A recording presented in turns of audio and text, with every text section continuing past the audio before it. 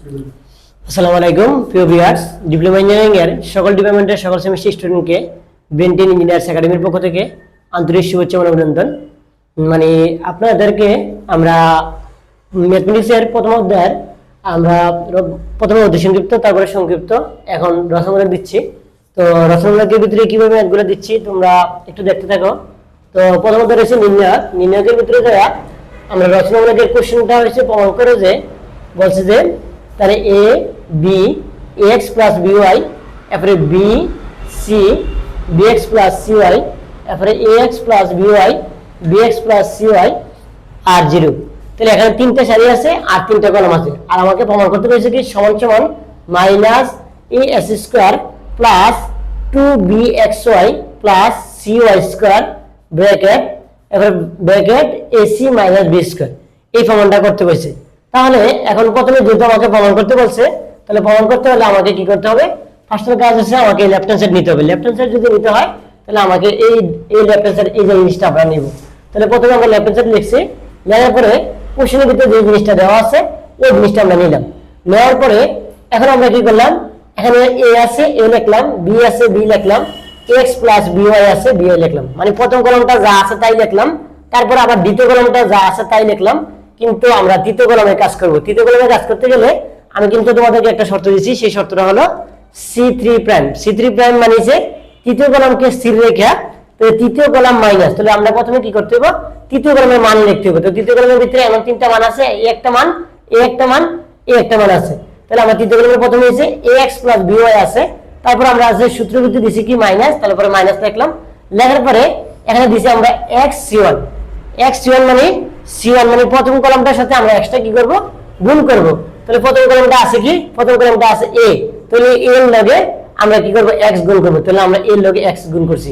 তারপরে আছে কি ব্র্যাকেট দেওয়ার পরে প্লাস, তারপরে দিলাম প্লাস, এরপরে আছে কি by, তারপরে আছে কি b এর লগে y গুণ করতে হবে, তাহলে by গুণ করলাম।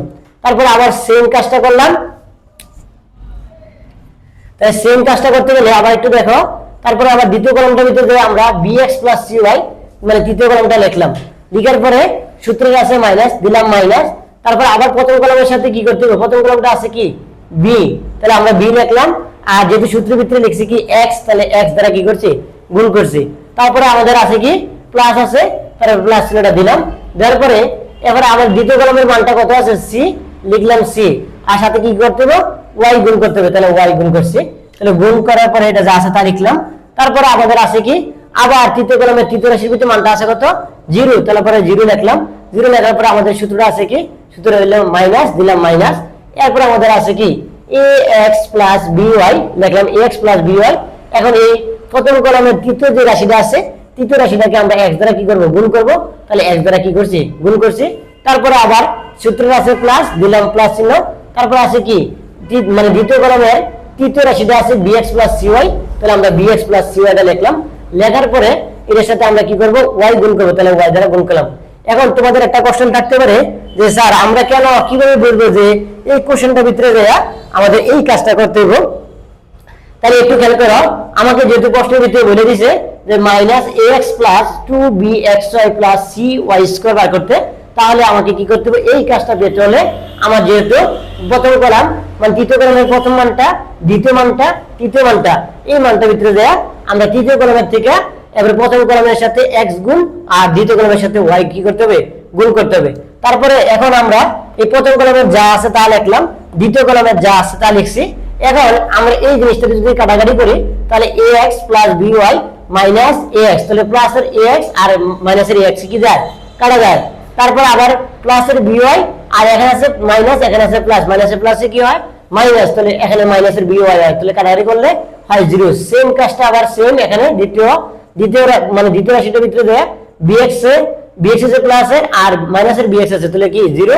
আবার cy এসে প্লাসের, cy এসে কি মাইনাসের, মাইনাসের কি হবে? n আছে মাইনাস, n আছে প্লাস, তাহলে মাইনাসের প্লাসে মাইনাস, তাহলে আমাদের ক্যালকুলেশন করলে কিন্তু আবার কি হয়? 0 হয়। তো 0 হওয়ার পরে এখানে 0 থেকে যদি বাকি জিনিসটা বাদ দেই তাহলে আমাদের বাকি জিনিসটা প্রায় থেকে যাবে, তাহলে মাইনাস আছে মাইনাস লিখলাম। আর এখানে যে জিনিসটা আছে ওই জিনিসটা আমরা পুরা কি করছি? লিখছি। কিভাবে লিখলাম? এখন x এর লগে যদি x গুণ করি তাহলে ax স্কয়ার, আর by এর লগে যদি x গুণ করি তাহলে bxy, আবার bx এর লগে y গুণ করলে bxy, আর cy এর লগে y গুণ করলে হচ্ছে cy²। এখন তোমাদেরকে একটা কাজ করতে হবে, আমাকে যে কোনো একটা নির্দিষ্ট রাশিকে কি করতে হবে, c রেখা ধরতে হবে। তাহলে অর্থ হলে আমাকে কি করতে হবে, কমন নিতে হবে। তাহলে কোনটা কমন নিব? যদি আমি জিরো কমন নেই, জিরো যদি কমন নেই তাহলে পুরো ম্যাথটা যা করি সব জিরো হয়ে যাবে। আবার যদি দ্বিতীয় রাশি, দ্বিতীয় কলামে দ্বিতীয় রাশিটার ভিতরে কাজ করি, এটার ভিতরে যদি আবার জিরো নেই তাহলে আমার কিন্তু পুরো অঙ্কটা জিরো হয়ে যাবে। তাহলে আমার জিরো হলে কিন্তু আমার এই রেজাল্টটা আসবে না।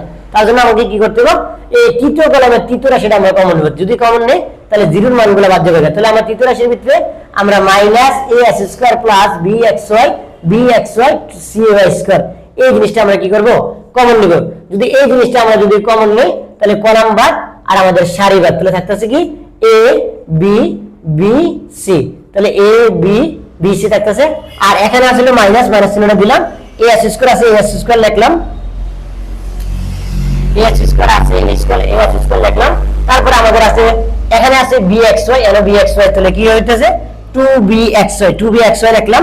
এখানে আমাদের আছে cy² লিখলাম, cy² লেখার পরে আমাদের যখন এই জিনিসটা কমন নিলাম তখন কিন্তু আমাদের এই কলমটা পুরোটা বাদ গেছে, এই পুরো কলমটা বাদ, এই পুরো কলমটা বাদ, আর এই সারিটা বাদ গেছে, এই সারিটা বাদ। তাহলে আমাদের থাকতেছে a b b c, তাহলে a b b c থাকতেছে।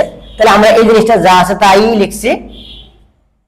তাহলে এই রাশিটা যা আছে তা লিখলাম, এখানে মাইনাস আছে মাইনাস চিহ্নটা দিলাম।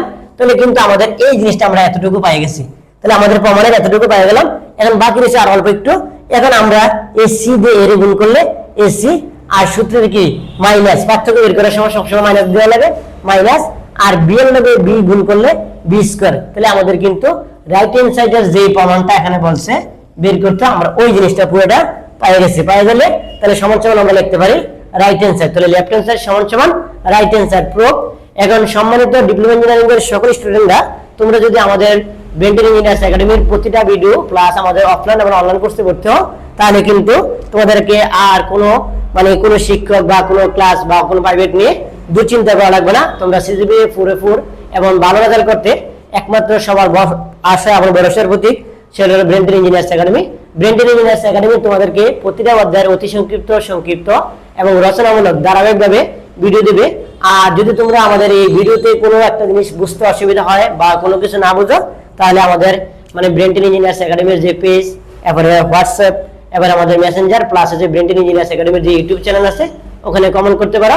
পাশাপাশি যদি আমাদের কোনো সমস্যা হয় তাহলে আমাদের ফোন নাম্বারে আমাদের সাথে যোগাযোগ করতে পারো। সবার জন্য সুস্থ থাকুন। আসসালামু আলাইকুম।